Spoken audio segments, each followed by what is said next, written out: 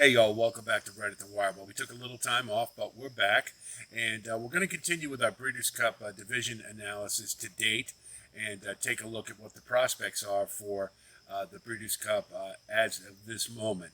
So today we're going to take a look at the fillies, the Distafff division, as well as the FIlly Mare Turf. So let's take a look. So we're going to look at the Distafff and the FIlly Mare Turf divisions of the Breeders' Cup, the older ladies, and let's see what we've got. We'll look at the Distafff first, and Nest is the class of the division. I'm going to give her a pass on the personal ensign. She still ran pretty well, just wasn't quite good enough. Couldn't quite chase down Idiomatic, who seems to be an up-and-coming horse, but that Shuvi handicap was pretty awesome, and she's definitely improved from last year, and that's saying something. I think that she is certainly the best in the division. Clairiere is an awesome horse. You gotta love her.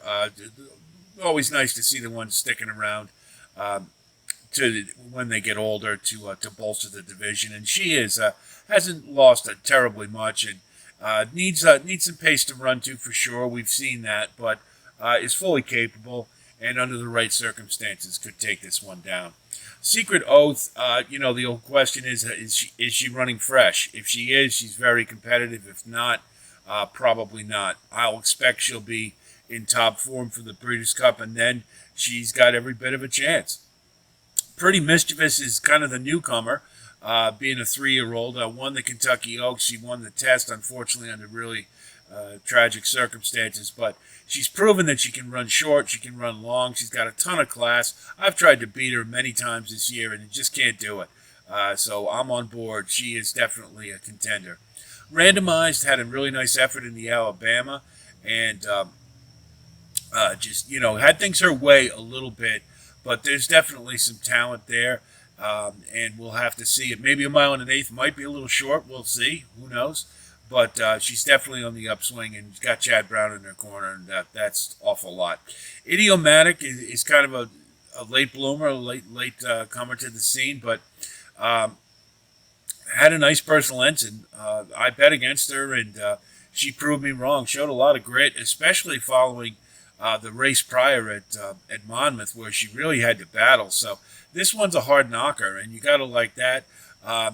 Probably, going to have a little competition on the front end from Randomized, but I think this one is on the upswing, and again, another one with a great trainer, Brad Cox. You got to expect that she'll be competitive.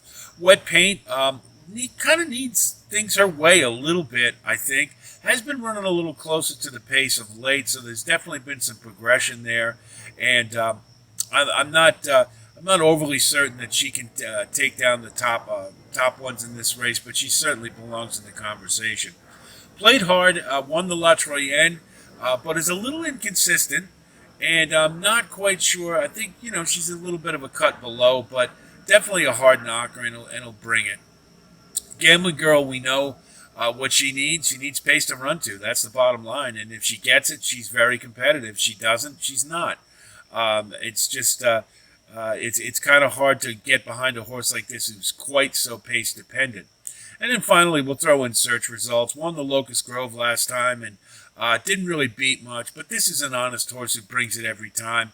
There just always seems to be somebody a little better, so she's just a cut below. So let's look at the FIlly Mare Turf division, and this is a really stacked division in my opinion.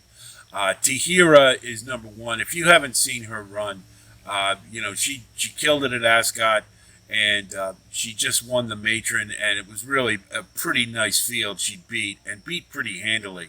So I think it's really exciting to see what she'll do if she does come over. That's always the question. But Tahira is really classy 3-year-old filly. In Italian, obviously, I think is our best chance to win this. Came in second last year in the FIlly Mare Turf, and I'm going to excuse the Diana a little bit. It seemed like kind of a questionable ride where maybe they need to kick her in with her speed a little bit, and probably would have won the race. But still, you can't deny the talent. This is just a top-class horse, and will definitely be competing on the front end. Songline, the question is whether she runs in the mile or she runs in the FIlly Mare Turf. Either way, I really liked what I saw from this horse in her last race, and I think can't be underestimated. And the Japanese have just been dominated internationally, so one you definitely want to think about. Warm Heart is another one for the Europeans. Aidan O'Brien. This one looks like coming into the race after the Prix Vermeil in top form. Was a really nice closing win. Showed a lot of good kick like they usually do, and definitely is one we have to think about. White Beam is one that's on the upswing after winning the Diana, and is a pretty good horse. I'm not sure quite how good this one is yet, but being by Chad Brown, we can expect a top effort. Mikulik, the longer the distance, the better it is for this one. And I think didn't win the Flower Bowl last time, which was a little bit of a surprise. But I think with this one is definitely a competitor. Should be coming from off the pace. Fev Rover is kind of the Rodney Dangerfield of the division. This one's been very competitive all year, and just always seems to be never in the conversation. We kind of forget about her because of others. But I think this one has a lot of talent, and you definitely can't overlook. Parnac is one that's just sort of come onto the scene with Christophe Clement, and looks pretty darn good. Not sure that she's going to be able to handle Italian on the front end, but it's shown some ability, and we'll just have to see. Macadamia has been doing pretty well out in California, and we have to be honest, the California turf horses usually aren't quite the same caliber of the Eastern ones or the international ones, but does have home advantage at Santa Anita, so we have to think about in the conversation. Probably more for under. Closing remarks, same thing. A good horse, just had a nice win closing, and really didn't beat a whole lot, but is going to be in the race. And you never know. Again, with a closing style at her home track, maybe gets it under, but I don't think is a serious contender to win this race. So those are the ladies. I think they're both pretty competitive divisions. The big three in the Distafff Nest, I think, is leading the way, and we'll just have to see if those 3-year-olds are competitive against the older. But I think the big three are the ones we always have to watch out for the most. Idiomatic, new player on the scene. We'll see if she can continue to progress. So that's a pretty competitive field. FIlly Mare Turf should be just an awesome race.